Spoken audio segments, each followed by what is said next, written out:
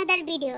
আজ আমি আপনাদের সাথে একটি আইসক্রিমের রেসিপি শেয়ার করব আর অতি সহজে কিভাবে কেমনে আপনি বাসায় বানাইবেন সেই রেসিপিটাই আজকে আপনাদের সামনে আমি প্রেজেন্ট করব। চলুন দেখা যাক কি কি উপকরণ লাগছে। প্রথমে একটা বাটি নিয়ে তার মধ্যে ক্রিম, আপনারা যে কোনো ক্রিম নিতে পারেন, ক্রিম মানে হুইপ ক্রিম বা হেভি ক্রিম, যে যেই নামে ডাকে। এখন আমি এইখানে 1 কাপের থেকে কিছু কম হেভি ক্রিম নিছি। তারপরে একটা ইলেকট্রিক বিটার দিয়া এটারে খুব ভালোভাবে পিষার পরে এইরকম একটা থিকনেস আনলাম। এইরকম একটা ফুমি ভাব আনার পরে তখন তার মধ্যে দিয়ে দিতেছি ইমালশন, ম্যাঙ্গো ইমালশন। আর আজকে এই আইসক্রিমটা বানাবো আমের। এখন তো আম তো নাই, তাই আমের বিকল্প যেটা মানুষ বানাই রাখছে নামে ইমালশন বলে, সেই ইমালশন দিয়েই আজকে আপনারা এই কেকটা তৈরি করে সেই ইমালশন দিয়েই আজকে এই আইসক্রিমটা আপনাদের সামনে আমি তুলে ধরতেছি। চলুন দেখা যাক। এখন ইমালশন দেওয়ার পরে আবারও একটু মিক্স করার পর তারপর দিয়ে দিচ্ছি 2 চামচ চিনি। এটা অপশনাল, কেউ যদি চিনি না খাইতে চায় তাহলে না দিবেন, আর কেউ খাইতে চাইলে তাহলে দিবেন।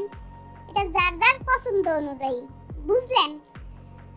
এখন এইটারে খুব ভালোভাবে একটা ফুমি ভাব আনার পরে এখন আমি একটা বাটিতে একটা বক্সের মধ্যে এটারে ডাইলা নিতেছি চামচ দিয়া। তারপরে এটার একটু ভাব ভঙ্গি বাড়ানোর জন্য এটার উপরে দিয়া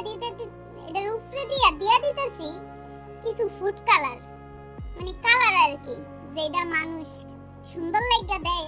আমিও ভাবলাম মানুষ যেহেতু দেয় তাহলে আমি দিতে দোষ কি, তাই আমিও দিয়ে দিলাম।